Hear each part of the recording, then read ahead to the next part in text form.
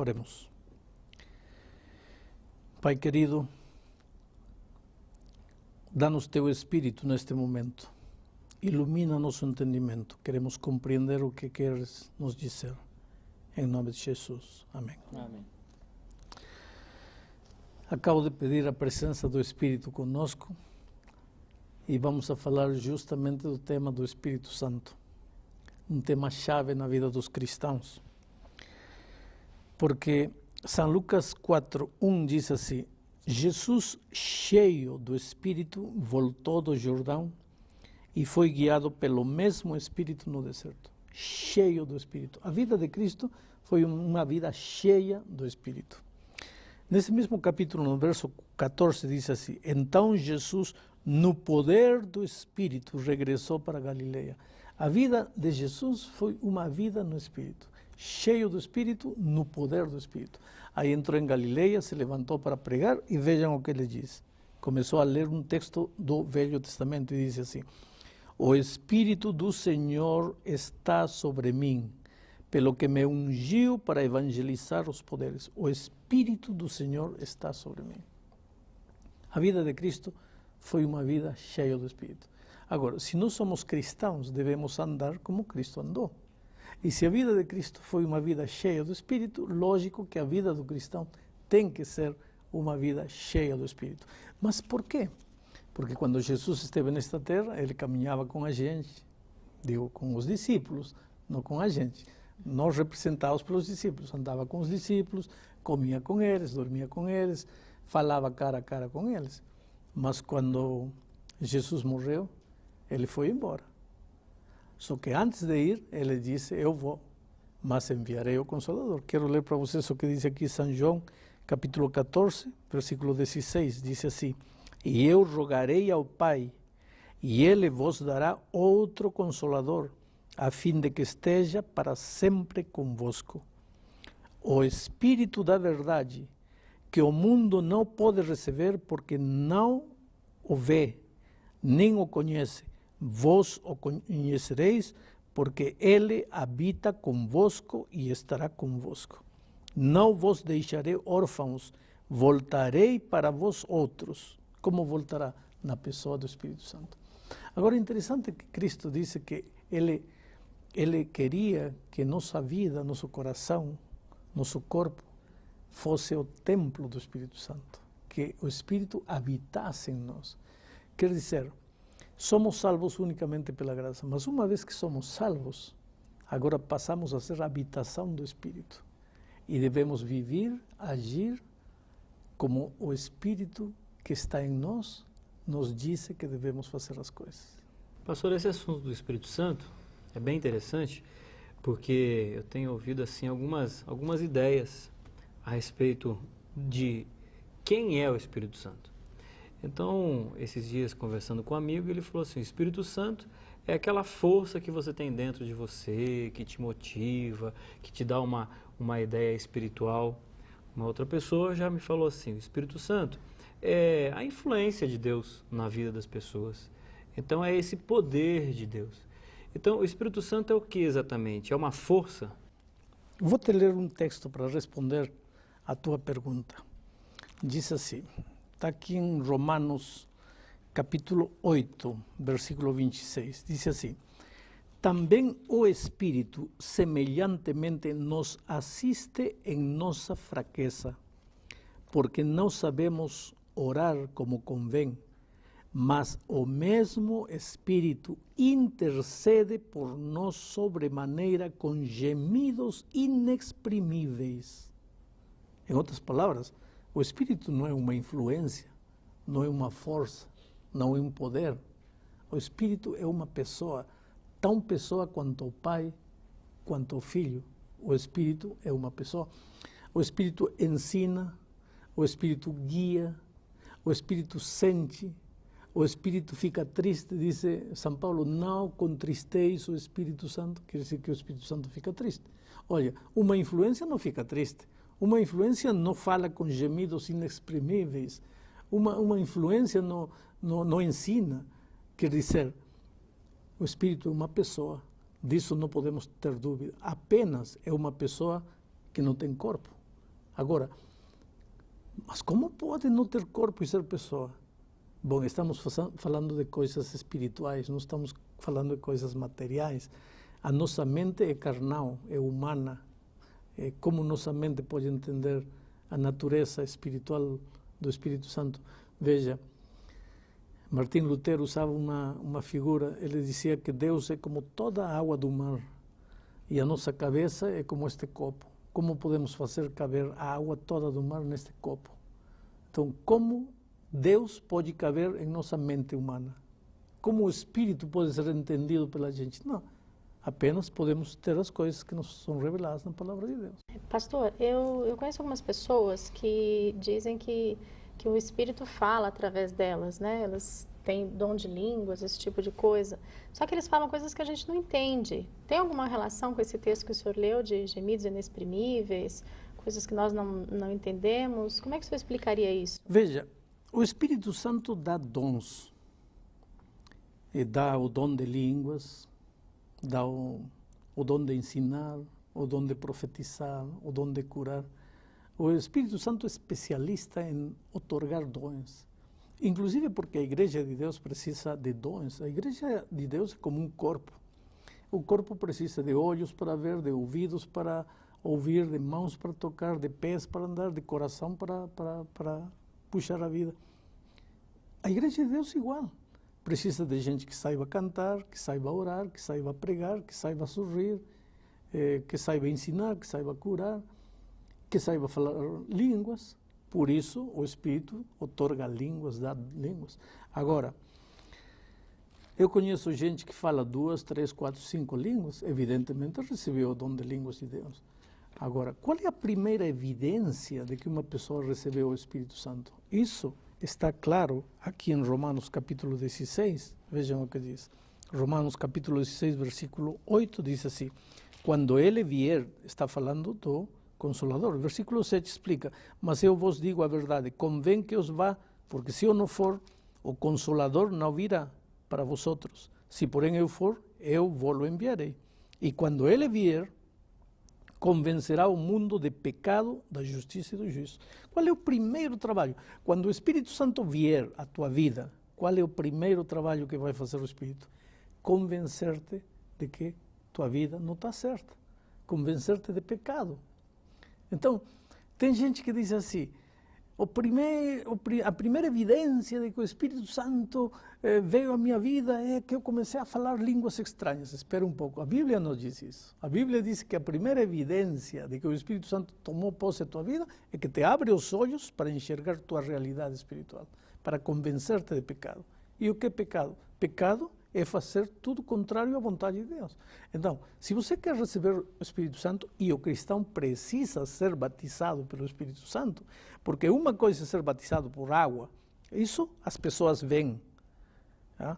Mas outra coisa é ser batizado pelo Espírito Santo. O batismo do Espírito não é visto, acontece interiormente. Você é cheio do Espírito, o poder do Espírito se apodera de você, mas para que você seja batizado pelo Espírito, tem primeiro que ajustar sua vida aos ensinamentos bíblicos. Se você está andando completamente contrário àquilo que Deus ensina na sua palavra, como é que pode ser batizado com o Espírito Santo? Mas como é que a gente vai identificar essa voz, essa presença na nossa vida? Como identificar em que sentido? Porque, como o Elmar falou, a gente tem pessoas que dizem: o Espírito Santo é aquela força dentro de você que te empurra para frente, né, que te põe positivo, alguma coisa assim.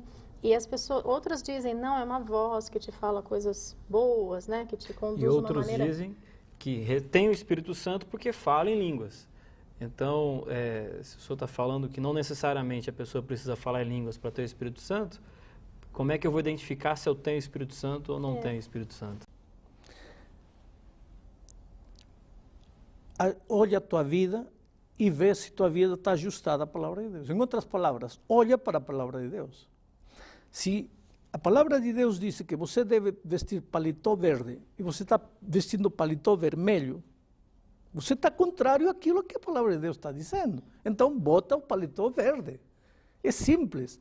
É decir, de uma maneira simples, estou te ensinando a grande verdade da vida. As pessoas filosofam demais. Não, é simples. Se a palavra de Deus te diz que é por aqui e você está indo por lá, como é que você pode receber o Espírito Santo?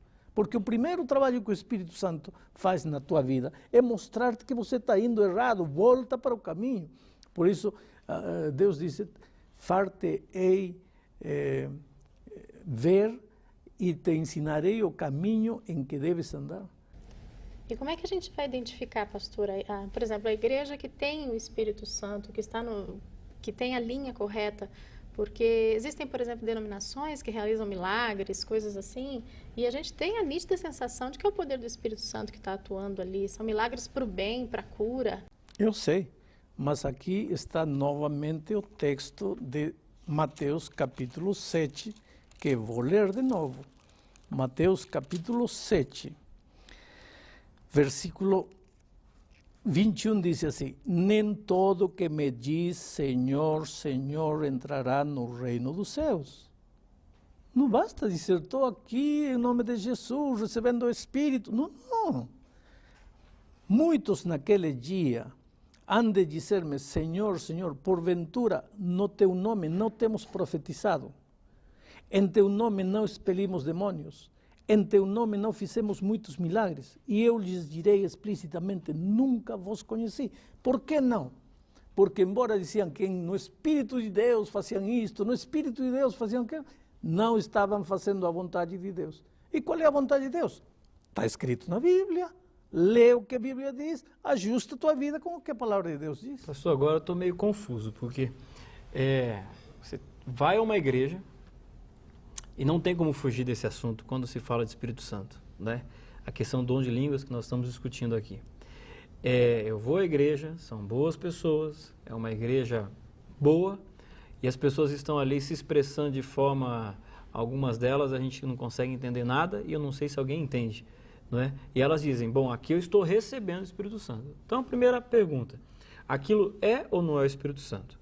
E a segunda pergunta, quando eu me batizo, eu tenho 2 batismos, eu primeiro batizo na água e depois, em algum momento, eu recebo o Espírito Santo? Acho que seriam 2 perguntas em uma.